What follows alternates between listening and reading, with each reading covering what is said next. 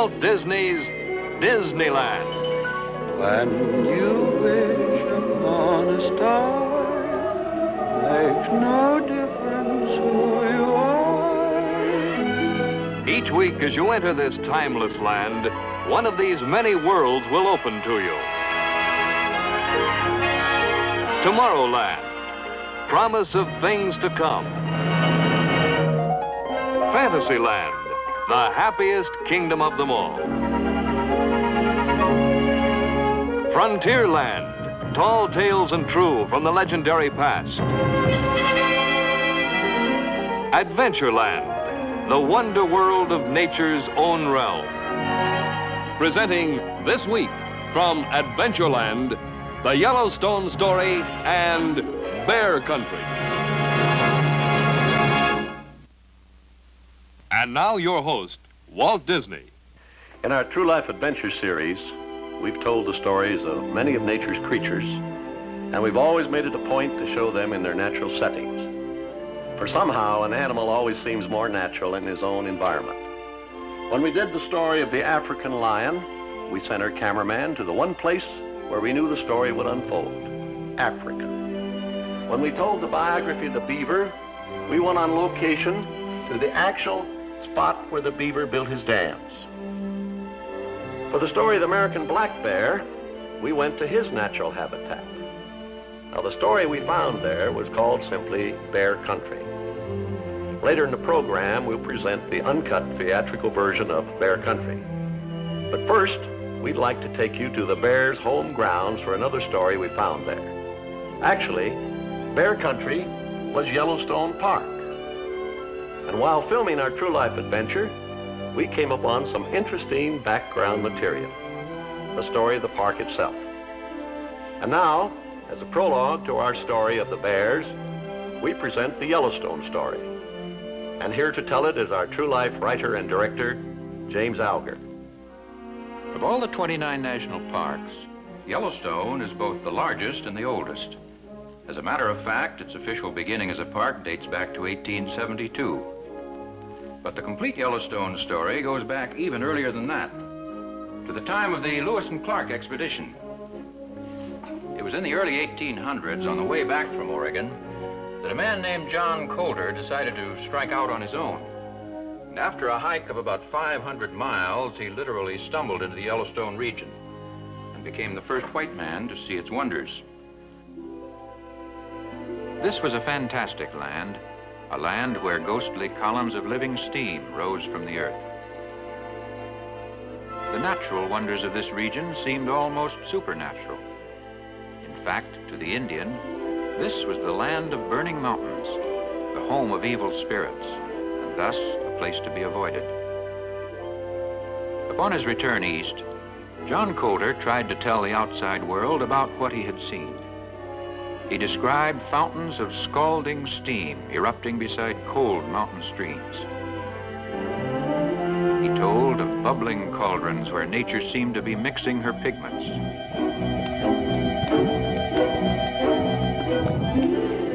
He spoke of springs of boiling water, but to no avail. People would not believe that such a place existed. They scoffed, and to show their derision, called his discovery Coulter's Hell. In later years, of course, they followed in Coulter's footsteps to see this weird land for themselves, and soon discovered that his amazing reports were hardly exaggerated. Yellowstone was then, and remains to this day, a truly fantastic place. Originally, visitors came here on horseback and in wagons, for Yellowstone dates from the stagecoach era. But today, they arrive in automobiles, buses, and house trailers.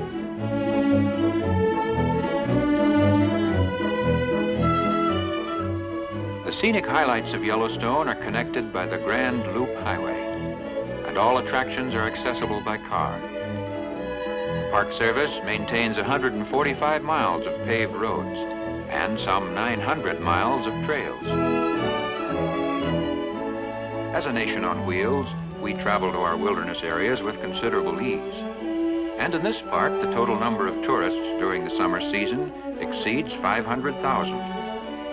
500,000 people every year come here to enjoy their heritage. A national recreation ground preserved and protected by the National Park Service.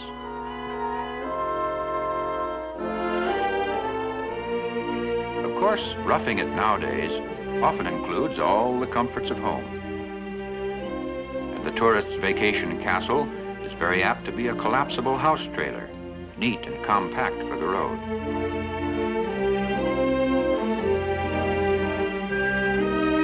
When it is finally erected, it contains sleeping accommodations for 4 people. Or perhaps an inflatable tent takes care of the shelter problem.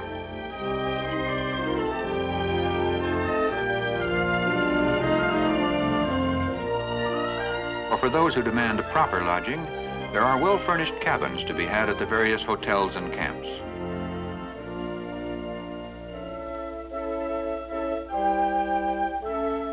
The geysers are the star attractions of this park, and there are some 3,000 of them located in 6 different natural basins.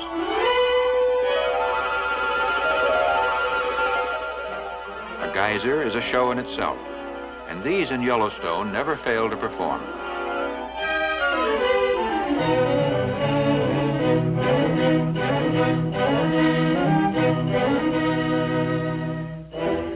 A geyser is actually a hot water volcano, and sometimes, to the consternation of the visitor, the warm mists fall much too close for comfort.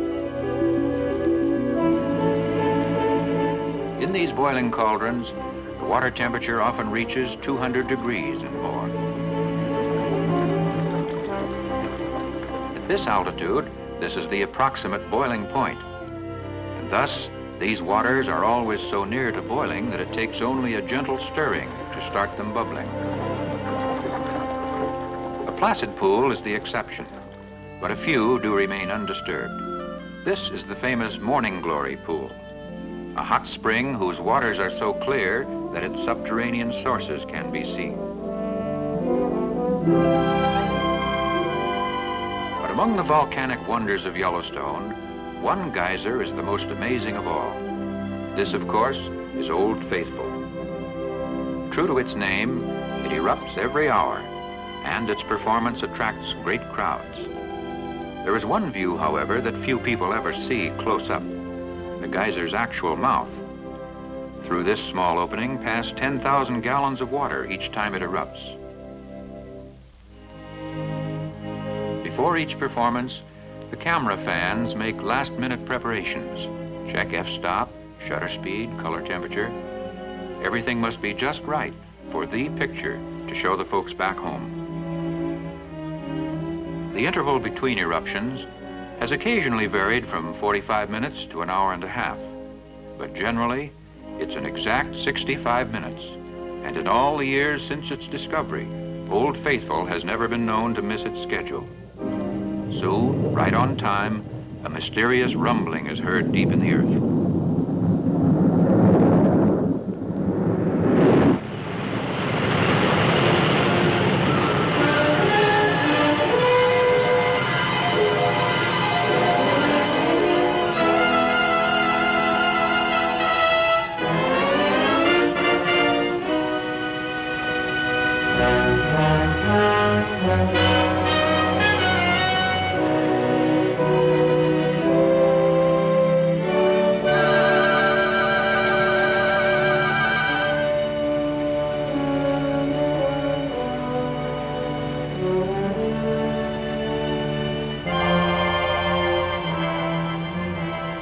This natural spectacle attracts visitors from all parts of the world, even from faraway India.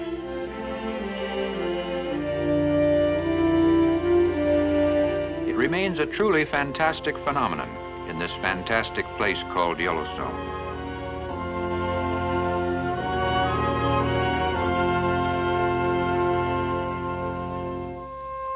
At the park headquarters, Mammoth Hot Springs, there is found the most intricate volcanic architecture of all. These springs flow from a limestone formation, and over the centuries, they have built an enormous terrace of colored rock, laid down grain by grain and pool by pool since the beginning of time.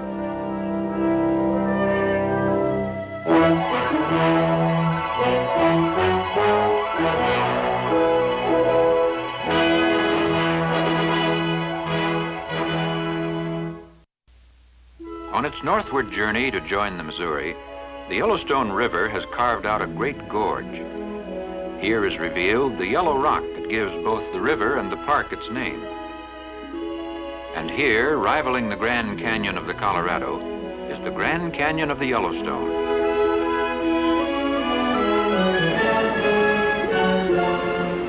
The mighty river plunges over a precipice twice the height of Niagara. An excellent view of this great cataract may be had from various vantage points along the rim. And for the visitor with a sharp eye, there are other attractions too. Down in the canyon below, the osprey, or fishhawk, builds its nest on these inaccessible crags, undisturbed by man.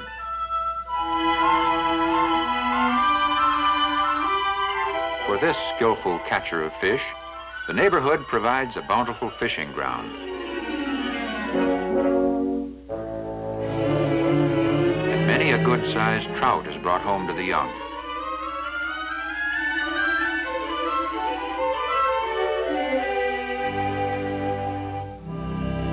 It's in the river valleys that the tourist often gets his greatest thrill, the chance to observe wildlife in its natural setting. Here, along the marshy bottoms, the majestic moose comes to feed. Here, the tourist may watch the elk, and if he's lucky, get a snapshot. The pronghorn antelope is another who roams these upland valleys. And here, too, exists that symbol of the Old West, the buffalo.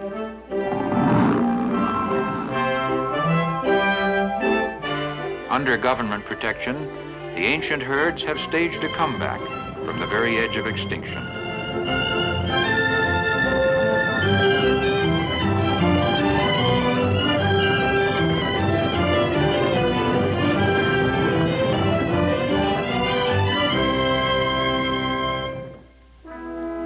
But perhaps the most popular of all the wilderness residents are the bears. Here on the Grand Loop Highway is a scene typical of bear country as the tourist usually sees it.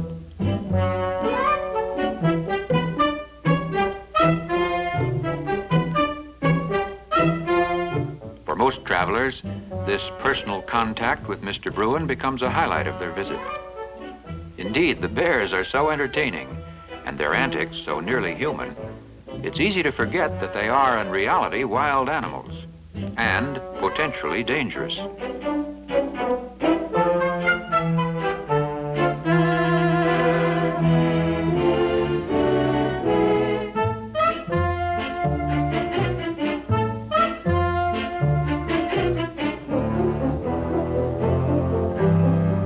It's strictly against park rules to feed them. But human nature being what it is, and bears being what they are, this regulation is hard to enforce.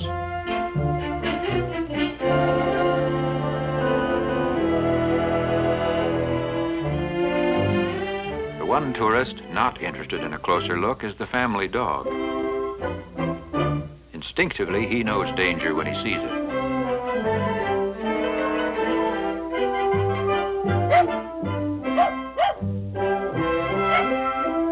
In his zeal for a souvenir picture, the tourist sometimes makes the mistake of getting between a mother bear and her cub. This can lead to serious trouble, for the maternal instinct of the female bear is highly developed. And if she thinks her young are being threatened, she will quickly revert to a ferociousness unmatched in nature.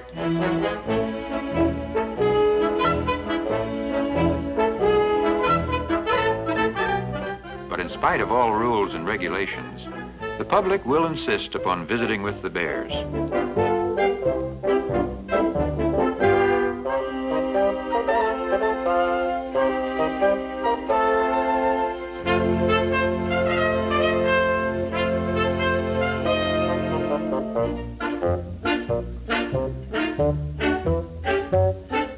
Father Bear, meanwhile, parks himself in the middle of the road to entertain the tourists and tie up traffic, while others of the bear clan check the cars and collect admissions for the show.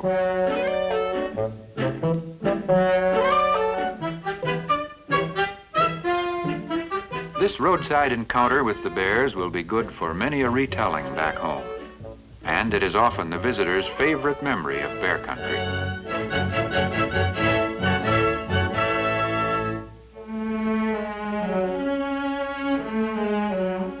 By mid-September, the last of the vacationers depart, and soon nature reclaims this wonderland as her own. The Yellowstone country lies at an average altitude of 7,000 feet, and winter snows often pile up in drifts 20 feet deep. Even in winter, Yellowstone remains the land of hot water, for winter's bitter cold cannot conquer the geysers. And so they go on erupting according to their custom. In the cold air, however, the great clouds of steam quickly condense, and soon the trees of the surrounding forest are covered with strangely beautiful patterns of ice.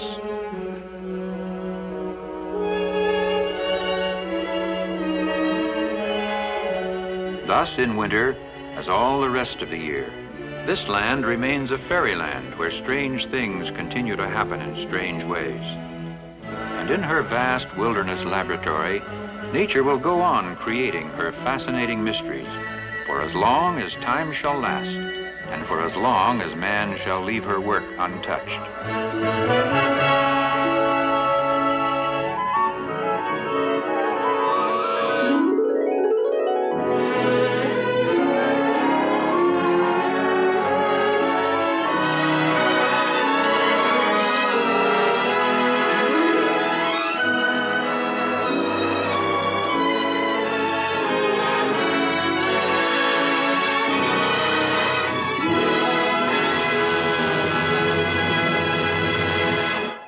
This has been an ABC Television Network film presentation.